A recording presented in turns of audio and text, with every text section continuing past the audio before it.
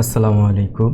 আমি আপনাদের মেন্টর আবির space career হাবের পক্ষ থেকে আপনাদের সবাইকে স্বাগতম। তো আজকে আমি দেখাবো যে কিভাবে রোলার অ্যাড করব অ্যান্ড গ্রিড অ্যাড করব।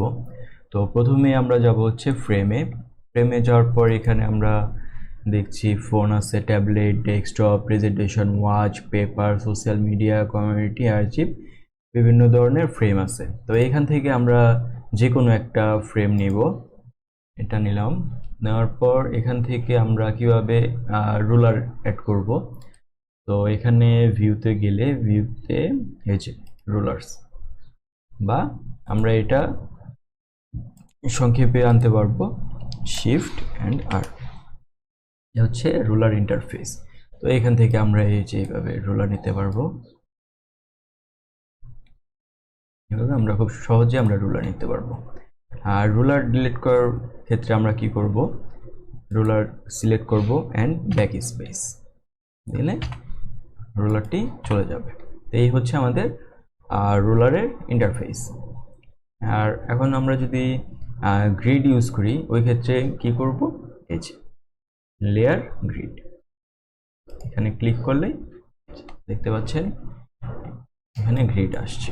তো আমরা এখান থেকে ইউজ করব হচ্ছে গ্রিডে গিয়ে কলামস, এই যে দেখতে পাচ্ছেন গ্রিডের কলামস। এখানে আমরা যদি 5টা নিই, 5টা, 6টা, 7টা, 8টা, 9টা আমরা কলম ইউজ করতে পারবো। তারপর এখান থেকে কালার চেঞ্জ করতে পারবো, যেভাবে আমরা কালার চেঞ্জ করতে পারবো, এভাবে আমরা কালার চেঞ্জ করতে পারবো। এ হচ্ছে গ্রিড কালার। অ্যান্ড এখানে হচ্ছে স্ট্রেচ, সেন্টার, রাইট, লেফট। তো আমরা রাখবো হচ্ছে স্ট্রেচ। তো এখানে আছে গাটার, গাটার যদি আমরা বেশি রাখতে চাই বেশি রাখতে পারবো, আর যদি কমাতে চাই কমাতে পারবো। এখানে মার্জিন ইউজ করব।